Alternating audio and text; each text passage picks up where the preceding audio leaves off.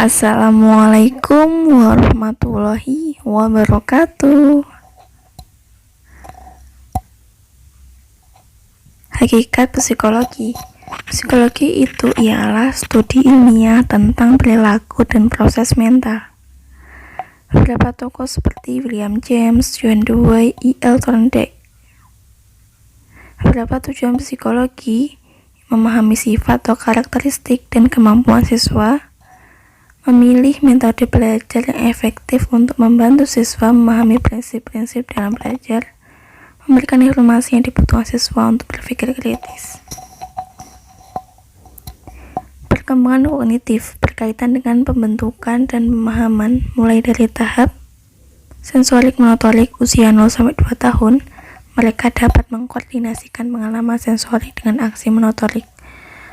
Operasional usia 2-7 tahun, pemikiran simbolik mulai meningkat atau belum ada. Operasional konkret usia 7-11 tahun, mereka mampu bernalar secara logis tentang sesuatu yang konkret.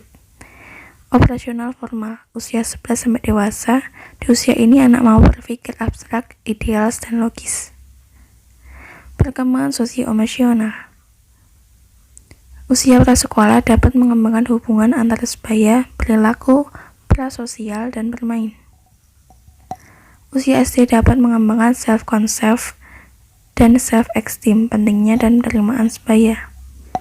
Usia SMP sampai SMA, identitas, self-concept, dan esteem, hubungan sebaya sosial. Perkembangan moral. Heteronomous morality, pengembangan moral berdasarkan aturan permanen dari luar. Autonomous morality, perkembangan moral berdasarkan pemahaman individu sendiri. Perbedaan individu atau variasi individu. Inteligensi, kapasitas seseorang dalam menyelesaikan masalah seperti beradaptasi dan belajar dari sebuah pengalaman. Inteligensi ini mencakup karakteristik seperti kreativitas dan keterampilan interpersonal, dan hal ini dapat dikembangkan melalui interaksi dengan orang lain yang lebih berlatih. Gaya belajar dan berpikir. Hal ini bukan kemampuan tetapi cara untuk menunjukkan sebuah kemampuan, karena setiap individu memiliki gaya berpikir dan belajar yang bervariasi satu sama lain. Satu, gaya impulsif atau reflektif. Impulsif yang cenderung cepat, sedangkan reflektif banyak pertimbangan. Yang kedua, gaya deep atau surface. Deep ini mempelajari sesuatu lebih mendalam, surface sebaliknya. Yang ketiga, gaya optimistik atau pesimistik. Hal ini terkait pandangan positif atau negatif tentang masa depan. Kepribadian dan temperamen. Kepribadian yang ada pada ciri khas seperti pemikiran, emosi, dan perilaku individu. Kebutuhan, kesadaran, ekstrovasi, keramahan, dan stabilitas emosi. Temperamen, gaya atau perilaku dan cara khas seseorang dalam merespon. Temperamen terkait erat dengan kepribadian, gaya belajar, dan berpikir. Sosiokultural, budaya yang mengacu pada pola perilaku, kepercayaan, dan hal-hal yang lain yang diwariskan. Perbedaan budaya, individualistik atau tujuan pribadi, dan kolektivitas atau tujuan kelompok. Status sosio mengacu pada perbedaan dalam pekerjaan, pendidikan, dan ekonomi. Perbedaan etnis mengacu pada ras, agama, warisan budaya, bahasa, dan kebangsaan. Gender mengacu pada karakteristik seseorang sebagai pria dan wanita dan peranannya masing-masing. Anak berkebutuhan khusus, disabilitas, biasanya memiliki ciri sebagai kesulitan belajar, ADHD, autism, cacat fisik, gangguan emosi, atau perilaku. Disabilitas intelektual biasanya memiliki ciri sebagai sensory disorder, gangguan bicara atau bahasa. Pendekatan behavioral dan kognitif sosial. Pendekatan behavioral, perubahan yang terkait pengetahuan perilaku dan keterampilan berpikir, dan perubahan tersebut diperoleh dari pengalaman. Konsep ini ditekankan pada perilaku yang dapat diamati atau bukan proses mental.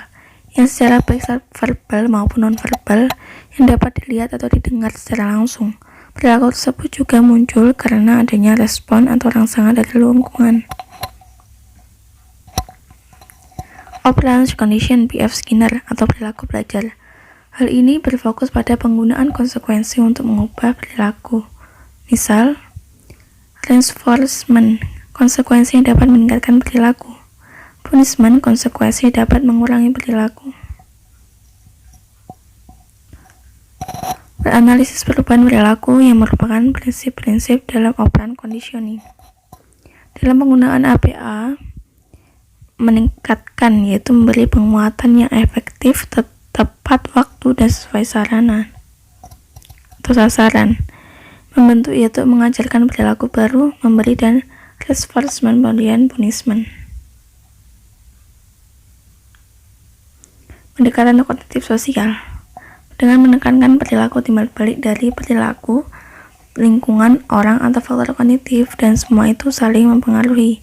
Jadi ketika siswa belajar secara kognitif akan merubah pengalaman mereka, perubahan proses mental dan pengalaman selama belajar dan juga akan merubah perilaku.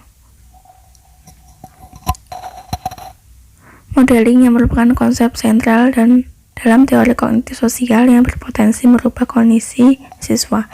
Hasil modeling berupa belajar perilaku baru, merubah kebiasaan, serta dan membangkitkan emosi.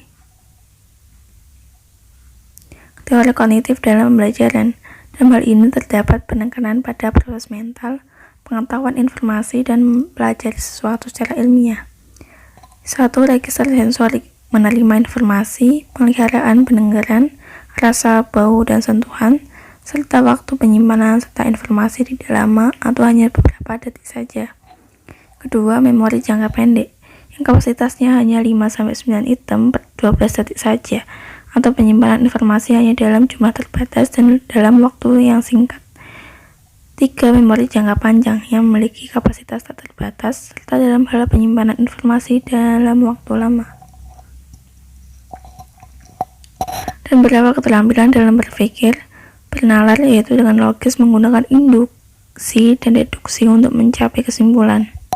Berpikir kritis yaitu secara reflektif, produktif, dan mengevaluasi. Mengambil keputusan yaitu dengan memilih dan evaluasi alternatif pilihan. Berpikir kreatif yaitu dengan menggunakan cara unik yang dipakai dalam proses pemecahan masalah. Itu semua yang dinamakan belajar dalam hal teori kognitif yang merupakan proses di mana meluas dan merubah pemahaman yang kita miliki. Dan langkah-langkahnya dalam problem solving, temukan dan bingkai masalah, kembangkan strategi bagus untuk pemecahan masalah, evaluasi solusi, pikiran kembali dan tetapkan kembali masalah dan solusi. Transfer, menerapkan pengalaman dan pengetahuan selama belajar dalam situasi baru. Tipe transfer yaitu 1.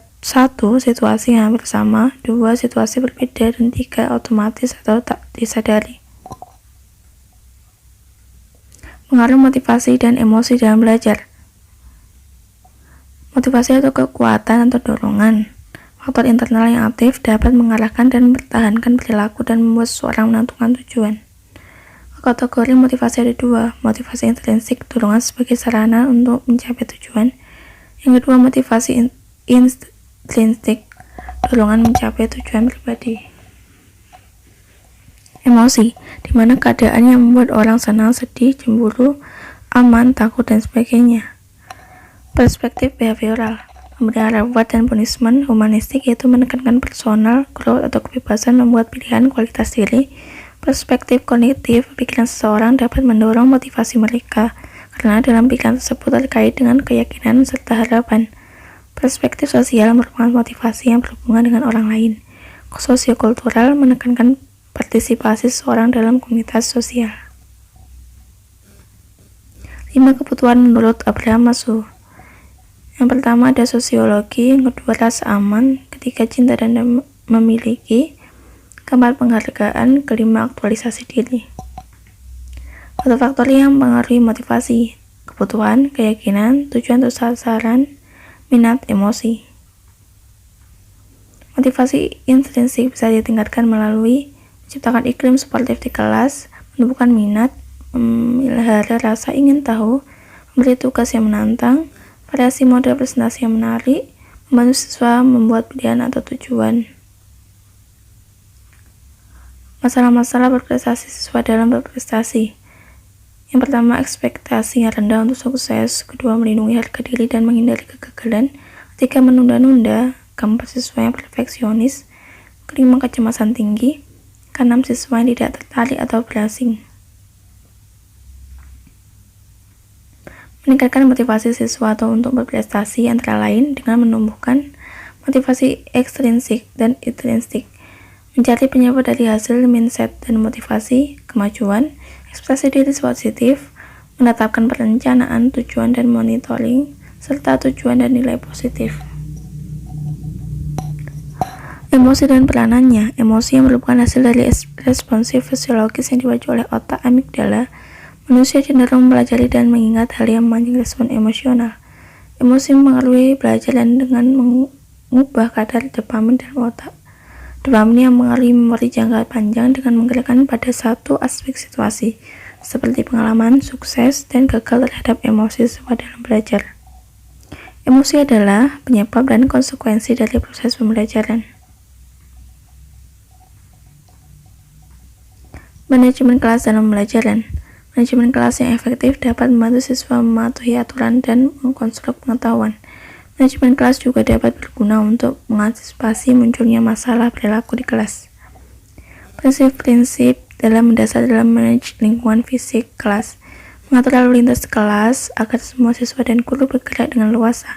Pastikan dapat melihat seluruh siswa, pertimbangkan posisi seperti meja, kursi, dan orang. Kemudian akses terdapat bahan ajar dan perlengkapan siswa yang sedang digunakan. Pastikan siswa dapat mengamati presentasi seluruh siswa. Variasi gaya pengaturan kelas. Yang pertama, gaya auditorium. Semua siswa duduk menghadap guru. Gaya tatap muka, siswa duduk saling berhadapan. Gaya offset, beberapa siswa duduk di meja tetapi tidak saling berhadapan langsung.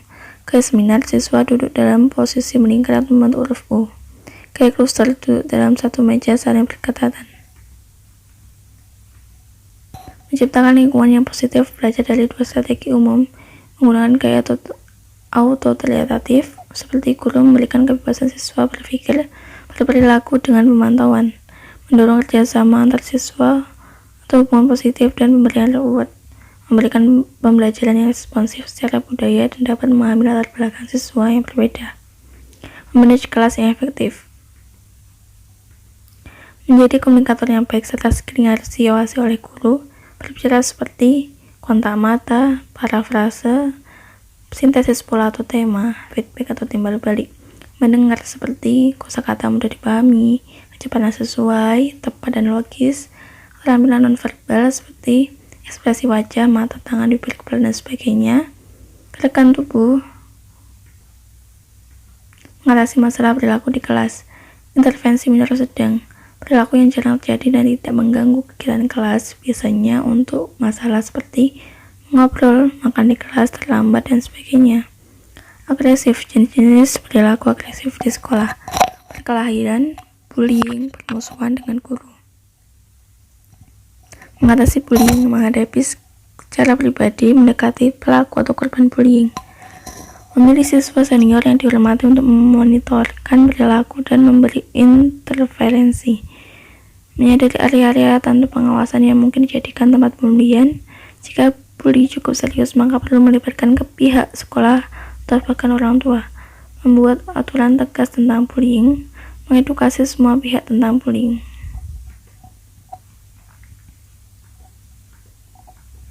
Permusuhan dengan guru. Jika tidak terlalu ekstrim, maka bisa dilakukan pendekatan personal kepada siswa. Guru juga bisa menjelaskan masalah dan menjelaskan konsekuensinya pada siswa.